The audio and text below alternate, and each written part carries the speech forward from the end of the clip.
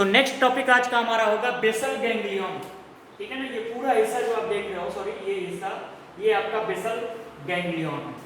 Okay, basal ganglion क्या, तो control क्या करता है, ये control muscle, skeletal muscle movement, skeletal muscle movement at subconscious stage.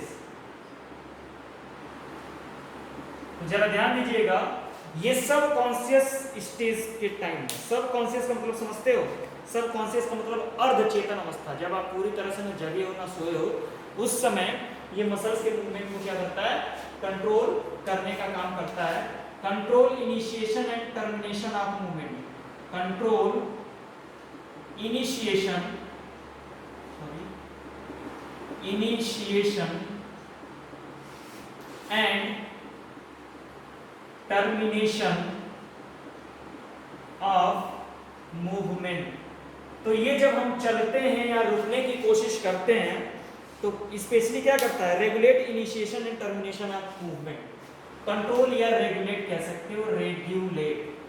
तो ये इस समय क्या करता है, हमारे मूवमेंट को रेगुलेट करने का काम करता है। जैसे हम चलने की कोशिश करते हैं, जैसे रुकने की कोशिश करते हैं, उस समय स्पेशली ये अपना वर्क प्ले करता है। Reflex action, emotion and decision. और क्या करता है ये, कंट्रोल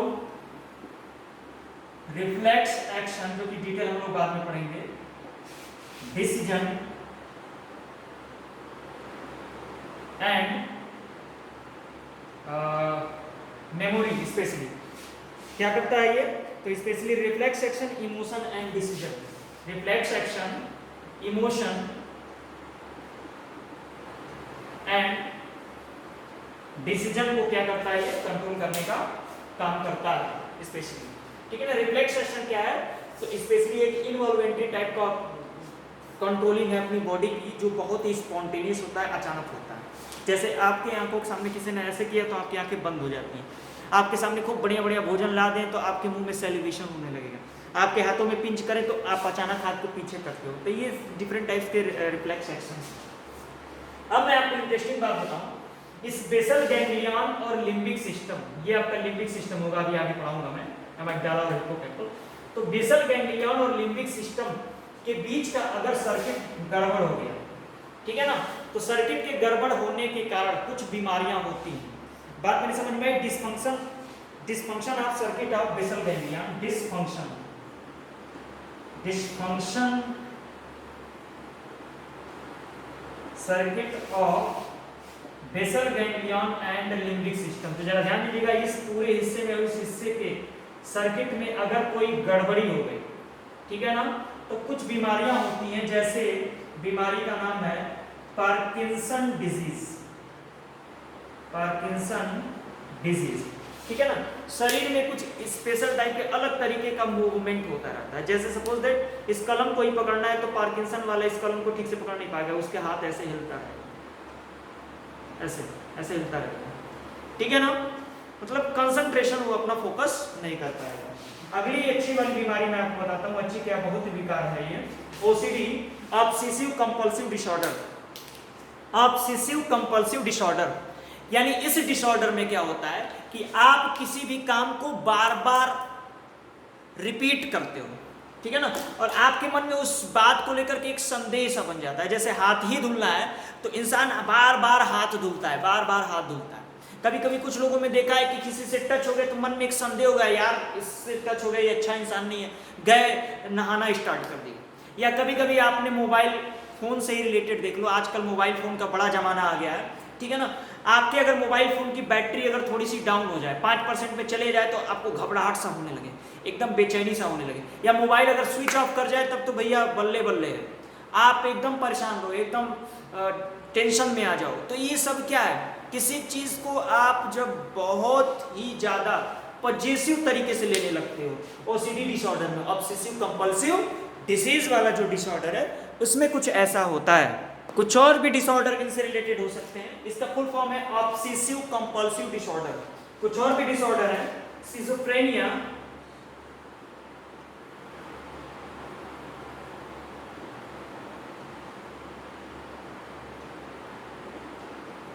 एंड क्रॉनिक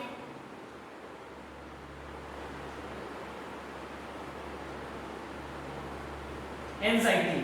तो बच्चे स्पेशली बेसल गैंग्लियन हमारे लिए बहुत ही ज्यादा जरूरी है। बात मेरे समझ में आई? क्योंकि ये हमारे इमोशंस को, रिफ्लेक्स एक्शन और डिसीजन को कंट्रोल करने का काम कर रहा है। तो अभी हमारा नेक्स्ट टॉपिक होगा यहीं पर लिम्बिक सिस्टम। को जरा ध्यान दीजिएगा, बेसल गैंग्लियन अभी हमने पढ़ा, बेसल गैंग्लियन। अभी हमारा फुल टॉपिक हम पढ़ने जा रहे हैं लिम्बिक सिस्टम। मेरे बच्चे लिम्बिक सिस्टम को इमोशनल ब्रेन भी बोलते हैं, इमोशनल ब्रेन के भी नाम से जानते हैं। अब जरा ध्यान दीजिएगा, इस लिम्बिक सिस्टम के स्पेशली दो पार्ट्स हम लोग पढ़ेंगे, ठीक है ना। सबसे पहला हम लोग पढ़ेंगे हिप्पोकैम्पस, हिप्पोकैम्पस, ठीक है ना। हिप्पोकैम्पस आपको दिख रहा है, ये वाला हिस्सा जो है वो आपका स्पेशली क्या होता है, वो आपका स्पेशली हिप्पोकैम्पस होता है। ये इसकी इंटरेस्टिंग बातें आपको बताऊं। ये क्या करता है, शॉर्ट टर्म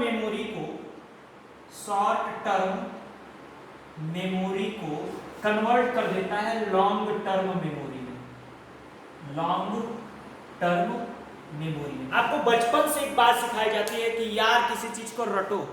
रटने का मतलब ये नहीं, रटने का मतलब मेरे बच्चे ये होता है ना कि आपकी सारे ज्ञानेंद्रियां, आपके जितने भी सारे रिसेप्टर्स हैं वो काम करें। जैसे आप किसी चीज को लिख कर याद कर रहे हो तो उसमें देखो कितने रिसेप्टर आपके काम कर रहे हैं। एक तो आप लिख रहे हैं तो आपकी आंखें काम कर रही हैं, ठीक है ना। इसके अलावा आप बोल भी रहे हो लिखते टाइम तो आपका जो हियरिंग सेंटर है, रिसेप्टर है, वो भी काम कर रहा है। आप लिख रहे हो तो आपके हाथ भी उसमें एक्टिविटी प्ले कर रहे हैं, ठीक है ना। आईज उसमें एक्टिविटी प्ले कर रहे हैं, ठीक है ना। सुनने वाला काम आप कर रहे हो, लिखने वाला काम कर रहे हो, ठीक है। तो इस तरह से वो चीजें क्या हो जाती हैं, आपको अच्छे से मेमोराइज हो जाती हैं। बचपन से आपको कहा जा रहा है कि किसी चीज को एक दो बार लिख करके, बोल करके उसको याद कीजिए तो आपको लर्न हो जाता है।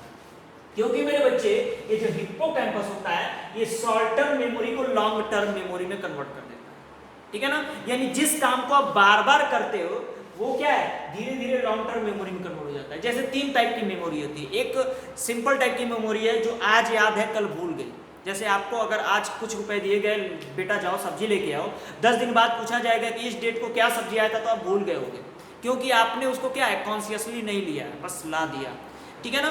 कुछ मेमोरियां ऐसी होती हैं जो 1 साल 2 साल 10 साल तक चलती हैं, 1-2 महीने से लेकर कुछ साल तक चलती है। जैसे आपके फ्रेंड्स हुए, आज आप क्लास में हो तो आपको उनका नाम याद है, ठीक है ना। 5 साल बाद उनको मिले हो तो कहोगे यार इसको पहचान तो रहे हैं लेकिन नाम नहीं याद आ रहा है, ऐसा बोलोगे।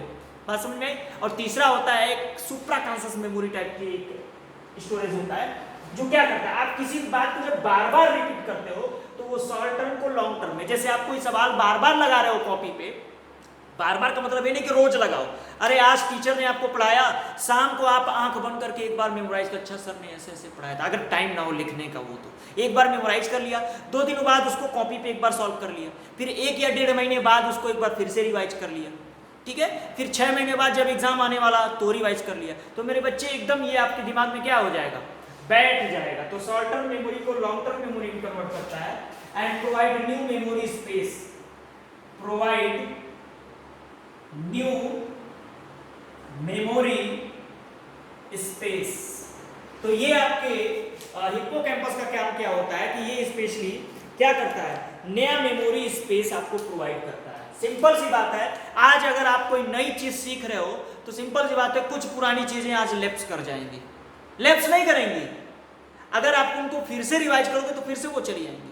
तो ये नया मेमोरी स्पेस आपको देने का काम करता है कौन, स्पेशली आपका हिप्पोकैम्पस। तो नेक्स्ट है अमाइगडाला। अमाइगडाला आप देख पा रहे हो कहां, ये हिस्सा है। ये क्या करता है, कंट्रोल